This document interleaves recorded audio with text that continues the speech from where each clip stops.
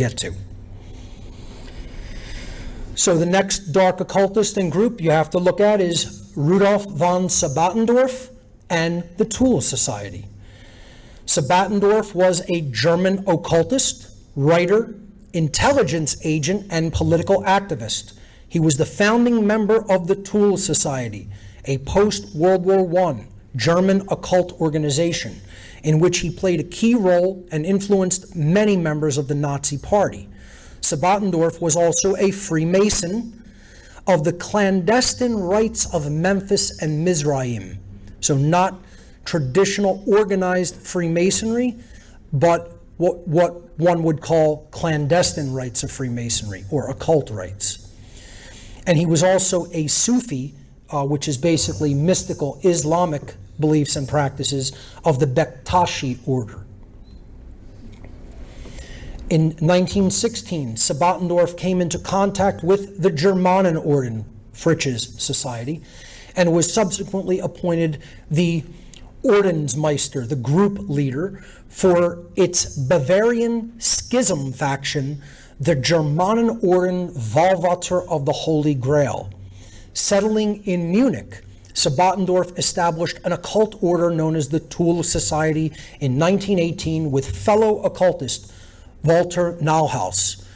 The Thule Society quickly became an increasingly influential behind-the-scenes force of German politics. The Thule Society was the rallying organization, the rallying occult society for the Nazi Party, and the predecessor of the Nazi Party, the German Workers' Party. In classical literature and cartography, the word Thule represented the northernmost regions of Earth. So literally what Thule Society means is the society of the north, the northern regions. The term Ultima Thule acquired the mystical notion of any distant place located, quote, beyond the borders of the known world. So we're talking about Arctic regions. And again, you see the use of the swastika in the Thule Society's logo/insignia. The occultist Anton Drexler, who had developed links between the Thule Society and various extremist workers' organizations in Munich, Germany, together with the Thule Society's Karl Hauer, went on to establish the Deutsche Arbeiterpartei, DAP, or in English, the German Workers' Party, on January 5th, 1919. This party was joined in September 1919 by Adolf Hitler, who transformed it into the National Socialist German Workers' Party, or the NSDAP, or the Nazi Party. So the Nazi Party came directly out of the German Workers' Party, which itself came directly out of the occult Thule Society. Direct lineage. Sabattendorf was also the owner of the Völkischer Beobachter, the Völkisch Observer newspaper, which the Nazi Party purchased in December of 1920.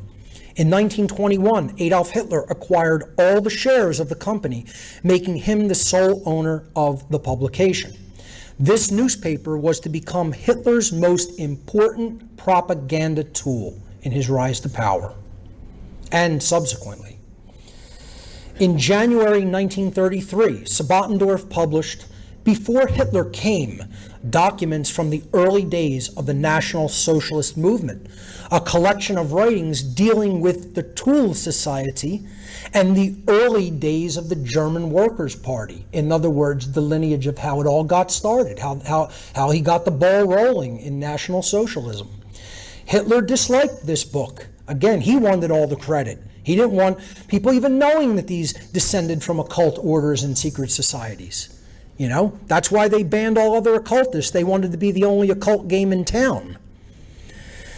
Sabattendorf was arrested by the Nazis, but somehow was able to escape Germany and flee to Turkey, presumably due to a friendship from his days in Munich and with the Thule Society.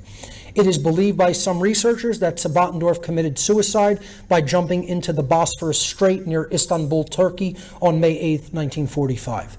And again, this is another thing you're going to see over and over again. suicide is a common theme.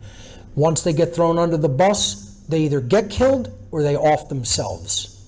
This is the ruthlessness of the dark occult, and again, directly shown by the ideologies of egotism, moral relativism, and social Darwinism.